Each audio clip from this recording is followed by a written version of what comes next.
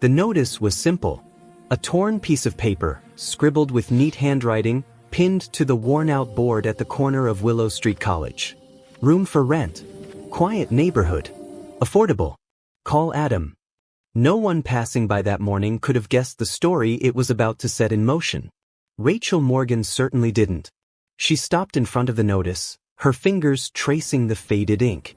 Her classmates often laughed at such postings. Only desperate students live in those cramped houses, they'd joke, but Rachel's eyes lingered on the words with unusual intensity. A strange tug in her chest told her this might be more than just about finding a room. Adam Carter, the man behind the notice, had written it with a heavy heart. A 38-year-old widower, Adam worked long shifts as an office clerk, his modest salary stretched thin between rent, utilities, and raising his spirited 8-year-old daughter, Emma. The house he owned was small but warm, with creaking floors and peeling paint. A house that carried both the laughter of his daughter and the silence left behind by his late wife. Renting out the upper portion wasn't something he wanted to do. It was something he had to do. Rachel dialed the number. Hello. The voice that answered was deep, tired, and cautious. Hi. I saw your notice. Is the room still available? There was a pause, long enough to make her wonder if she'd dialed the wrong number. Then came a quiet reply. Yes. You can come by today if you'd like. The Carter house stood at the far end of a narrow lane, tucked between two tall hedges. Rachel hesitated outside, her suitcase in hand. For someone like her, accustomed to drivers, bodyguards, and sprawling mansions, this was unfamiliar ground. But no one here knew she was the daughter of Richard Morgan, one of the city's wealthiest businessmen. And that was exactly how she wanted it. Adam opened the door himself.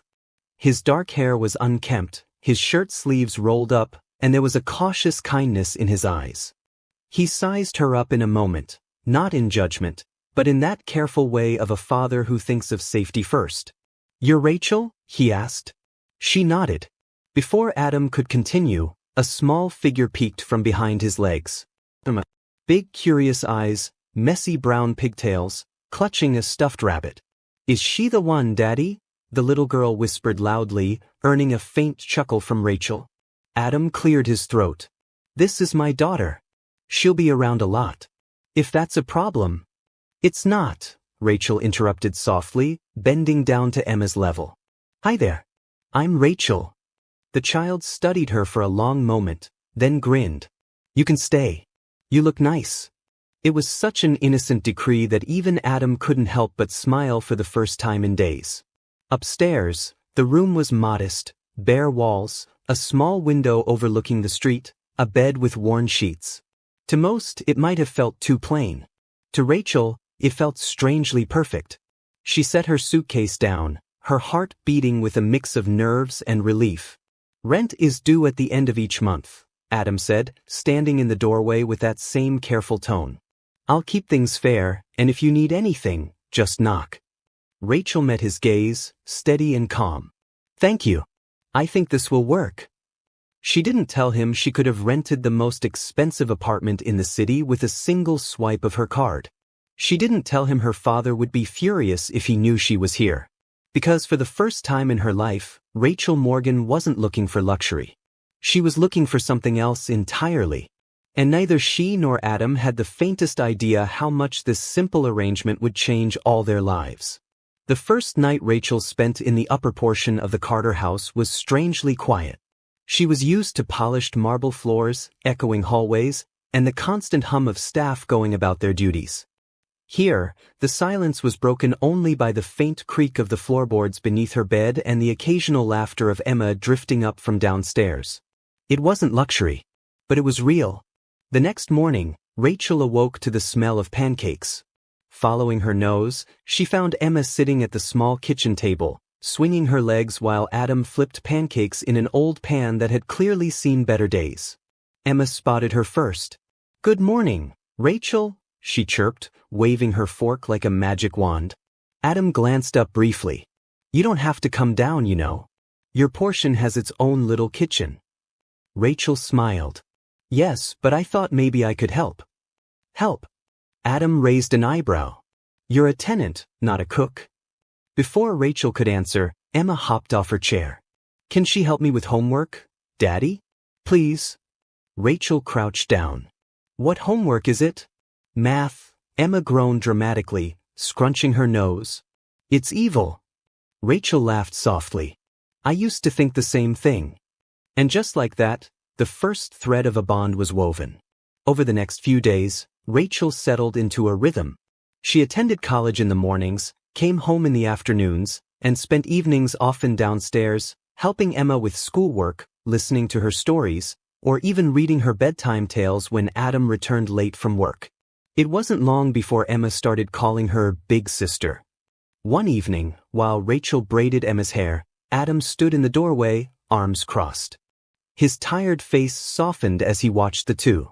For years, Emma had only known his care, his voice, his efforts. And while he never complained, he knew Emma had longed for a motherly presence, some feminine warmth that he simply couldn't provide. He cleared his throat. She's taken quite a liking to you. Rachel glanced up, smiling faintly. She's easy to like. Adam studied her for a moment longer. There was something about Rachel, her manners, her speech, even the way she carried herself, that didn't quite fit with the idea of a struggling student. But he pushed the thought aside. After all, everyone had their mysteries. The hints of Rachel's hidden life slipped out in little ways. Her phone, sleek and expensive, once lit up with dozens of messages in a group chat titled Morgan Family Gala. She quickly silenced it, pretending it was nothing. When Emma asked if she'd ever been to a fancy restaurant, Rachel smiled knowingly but didn't answer. Instead, she asked Emma what her favorite food was, and when Emma whispered, chocolate chip cookies, Rachel promised to bake them one day. Another time, when Adam's old car broke down, Rachel offered to pay for the repairs, but she disguised it as, I know a cheap mechanic. Adam politely declined, his pride stronger than his exhaustion. Still, she found quiet ways to help. She'd bring home groceries and claim they were 2-for-1 deals. She slipped a pair of new pencils into Emma's bag and said they were extras from college. Emma never questioned it. But Adam noticed. Late one night, after Emma had fallen asleep, Adam stepped outside to lock the gate. He found Rachel sitting on the porch, staring up at the night sky. Do you like it here? He asked quietly. Rachel turned to him, her green eyes reflecting the porch light. Yes. More than I thought I would. Most students don't want to live in an old creaky house with a single dad and a kid. Rachel's smile was gentle, almost sad. Most students aren't looking for what I'm looking for. Adam frowned slightly, curiosity stirring. And what's that? Rachel hesitated, then whispered, a place that feels like home. Adam didn't press further. He simply nodded, though the words lingered in his chest long after he went inside. Neither of them knew it then, but the fragile threads of trust and belonging were already weaving themselves into something neither wealth nor hardship could have ever bought. Adam Carter was a man who knew how to stretch every penny. Rachel noticed it in the way he poured the last drop of milk into Emma's cereal and then filled his own cup with water instead. She noticed it when he stitched the sole of his old shoes rather than buying new ones. And she noticed it when he walked Emma to school in the rain, holding his worn coat over her head while he himself got soaked. To Rachel, these small details spoke louder than words. Adam was a man who carried the weight of the world quietly, without asking for help. One Saturday morning, Emma tugged at Rachel's sleeve. Rachel, Daddy said we can't go to the fun fair this year. Tickets cost too much. Her little voice wavered, though she tried to sound brave. But I don't mind. Rachel's heart tightened. That evening, she searched online for discount vouchers, determined to make Emma smile. A week later, Emma squealed with delight as the three of them entered the fairgrounds. When Adam frowned at the tickets, Rachel quickly said, they were free passes from my college. A promotion. Adam narrowed his eyes but said nothing. Emma's laughter was too precious to ruin with suspicion. Rachel continued her quiet kindness. She left grocery bags on the counter, always with the same explanation, 2-for-1 deals. She slipped fresh notebooks into Emma's school bag, claiming her professors gave her extras. When Adam's old car refused to start one morning, she arranged for a mechanic to fix it, leaving money in an envelope with the note, college refund. Adam wasn't a fool. He noticed. He just didn't know what to say. Pride and gratitude wrestled inside him, but he let the charade stand, partly because Rachel's kindness was offered with such respect. One night, Emma had fallen asleep on the couch, clutching her stuffed rabbit. Adam gently covered her with a blanket before stepping onto the porch. He found Rachel there, sipping tea, her eyes distant. "You do a lot for us," Adam said quietly. Rachel turned, startled. Well, Emma's like a little sister to me." He studied her for a long moment. "You buy more than you should. Groceries. School supplies. Even those fare tickets." Rachel's chest tightened. "Do you want me to stop?" Adam shook his head. "No. I just wonder why." Rachel hesitated. She couldn't tell him the truth, that she was the daughter of one of the city's richest men, choosing to live a simple life. Instead, she whispered, because sometimes giving feels better than receiving. The next day, Adam's pride was tested again. Emma's shoes had worn thin, holes peeking through the soles. He sighed, planning to patch them. But Rachel returned from college with a pair of bright new shoes, claiming they were from a friend who'd bought the wrong size. Emma squealed, hugging Rachel tightly. "You're the best." Adam wanted to protest, but Emma's joy silenced him. That night, he sat by his desk, staring at the bills. Life had been hard since his wife passed away, yet here was this young woman, his tenant, softening the edges of his hardship without demanding anything in return. Later that week, Emma tugged Rachel toward Adam as they sat in the living room. "Daddy, can Rachel stay forever?" she asked innocently. Adam chuckled, ruffling Emma's hair. "That's not how life works, sweetheart." Rachel, however, felt a lump in her throat. Because deep down, she realized she wanted to stay too. And while Adam still saw her as just a kind student, the truth was far more complicated. One day soon, her hidden world would come knocking on his door. It began on a quiet Sunday afternoon. Emma was drawing rainbows on scraps of paper while Rachel helped Adam fix a leaky faucet in the kitchen. The atmosphere was warm, ordinary, just another day in their unusual little household. Then a black luxury car rolled to a stop outside the Carter home. Its glossy finish reflected the sun, its tinted windows sealing off the world. The car didn't belong to their street. It didn't even belong to their neighborhood. Adam frowned, wiping his hands on a towel. Now, who could that be? Before Rachel could answer, the car door opened. A tall man in a tailored suit stepped out, his presence commanding. His silver hair gleamed, his shoes untouched by dust. Neighbors peeked through their curtains, whispering. Rachel froze. She knew that car. She knew that man. Her father. Richard Morgan. "Rachel." His voice cut through the air like a blade. "I've been looking everywhere for you." Emma blinked in confusion. Adam stepped protectively in front of her, his posture tense. "Who are you?" The man's sharp gaze landed on Adam, then softened slightly when it shifted to Emma. Finally, it returned to Rachel. "I'm her father. And she has no business living in a place like this." Gasps rippled from the neighbors watching outside. Adam turned to Rachel, searching her face. "Father." Rachel's throat tightened.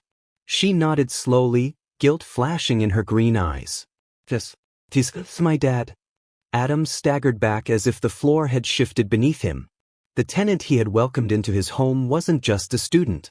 She was the daughter of one of the wealthiest men in the city. Richard stepped closer, his voice heavy with authority. "Pack your things, Rachel. You're coming home. Enough of this charade." Rachel shook her head. "No, not yet. Not yet." His tone was incredulous. "You've been living in," he gestured at the modest house with disdain, "this place, with strangers, when you have everything waiting for you at home. A mansion.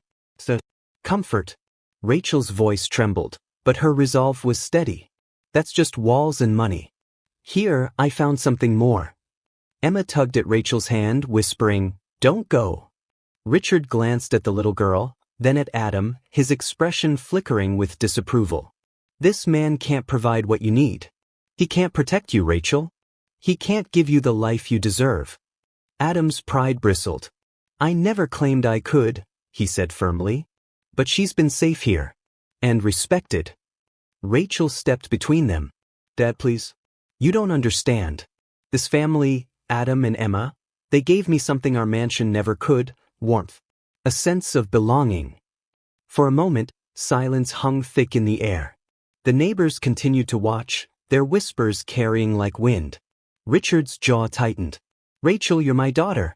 Your place is with me, not here. Rachel met his eyes with quiet strength. Maybe I am your daughter. But here, for the first time, I felt like a sister. Like part of a family that didn't see me as a name or a fortune. Just me. Her father faltered, the steel in his expression cracking for a brief instant. He had never heard her speak with such conviction. Inside the house, Emma clung to Rachel's arm. You're not leaving, right? Rachel knelt beside her, brushing back her hair. I don't want to. Not unless I have to. Adam stood quietly, his emotions tangled. He wanted Rachel to stay, yet he knew she didn't belong to their world. Still, when he saw the tears in Emma's eyes, his heart ached. Finally, Richard exhaled heavily. We'll discuss this at home, Rachel. But for now, his eyes swept the room, resting reluctantly on Adam. I see this place means something to you. Rachel straightened, her hands still clasping Emma's. It means everything. And for the first time, Richard Morgan realized his daughter's heart might be richer than all his wealth combined. The Carter house had never felt so heavy. The quiet warmth Rachel had come to love was replaced with silence that pressed against the walls. Adam sat at the edge of the couch, staring at the bills scattered across his desk, while Rachel lingered by the window, her hands gripping the curtain tightly. Emma, sensing the tension, curled up with her stuffed rabbit, her usual cheer replaced by worry. Adam finally spoke, his voice low but steady. Rachel, your father's right. You don't belong here. Rachel turned sharply, her eyes flashing with hurt. Don't say that. I chose to be here. With you. With Emma.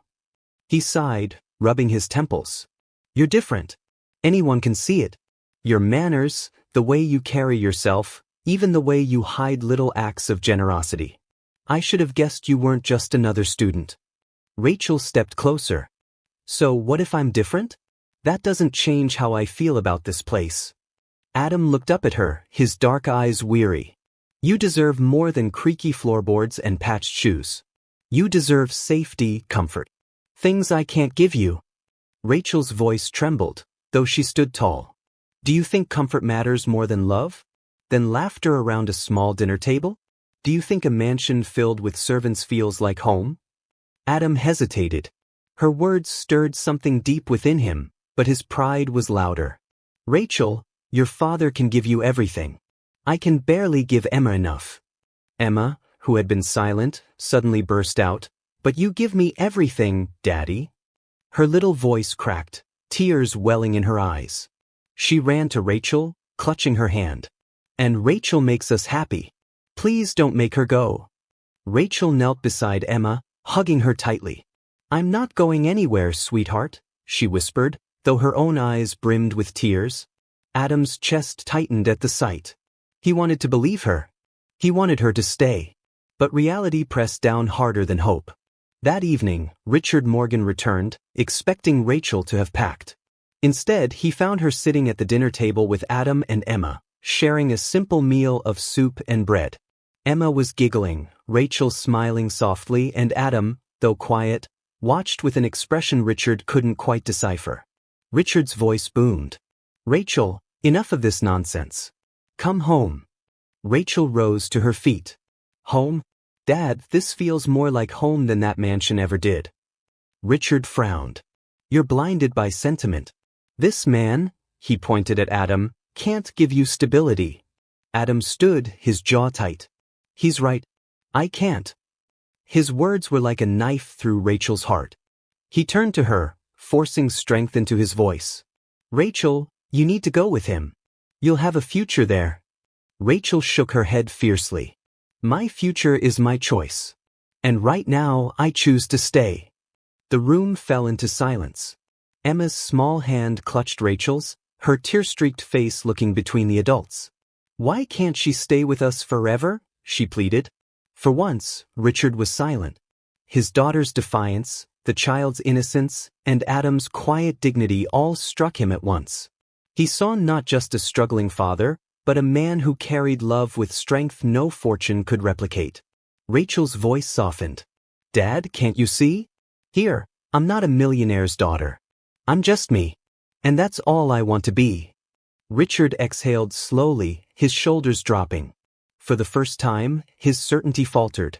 Adam, torn between pride and longing, looked at Rachel, knowing that no matter what decision was made, nothing would ever be the same again. The night after Richard Morgan's confrontation lingered like a storm cloud. Rachel barely slept, her mind torn between loyalty to her father and the warmth she had found in the Carter home. Adam paced the small living room, the weight of unspoken feelings pressing on him. And Emma, innocent yet perceptive, clutched her rabbit as though afraid it might all slip away. The next morning, Richard returned, this time without the sharp authority of a businessman. His suit jacket hung over his arm, his face lined with exhaustion. For once, he looked less like a tycoon and more like a weary father. "Rachel," he began, his voice softer, "I don't understand why you've chosen this life. But I see you've found something here. Something money never gave you." Rachel's eyes widened. "You mean you'll let me stay?" Richard hesitated, then nodded slowly. "If this is what you want, then yes. I won't force you. But at least allow me to make sure you're cared for." His gaze shifted to Adam. "And you, Mr. Carter, you've done something I could not. You gave my daughter a sense of belonging." Adam stiffened. "I didn't do anything extraordinary." Richard shook his head. "Extraordinary doesn't always mean expensive. Sometimes it's simply human." A fragile peace settled over the room. Richard didn't try to take Rachel away again.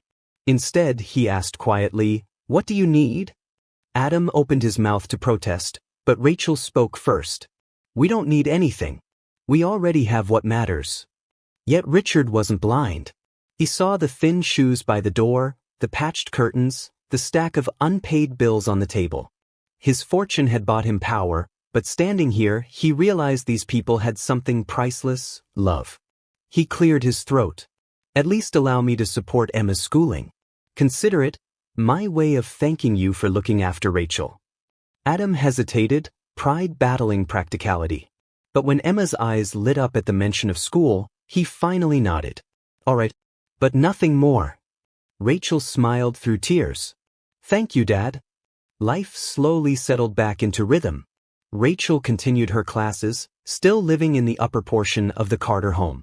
Emma thrived, now boasting new school supplies and shoes, though she still insisted her favorite part of the day was Rachel's bedtime stories. Adam remained cautious, but each evening when he returned from work, seeing Rachel and Emma laughing together softened the walls around his heart. She had become more than a tenant, she was family. One evening, as the three of them sat down to dinner, Rachel caught Adam's gaze.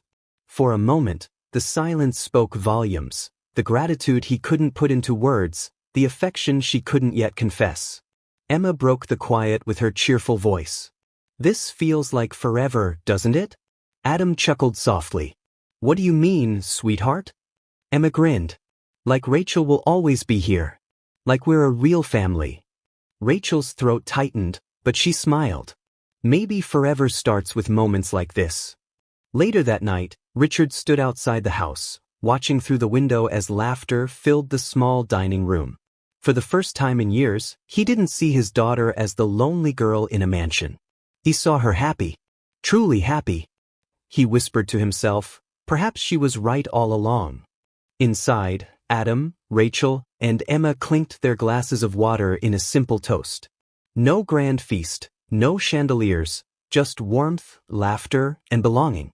And as Rachel looked around the modest room, she realized the truth she had been chasing all along. Sometimes the richest treasures are not found in fortune, but in the hearts that open their doors.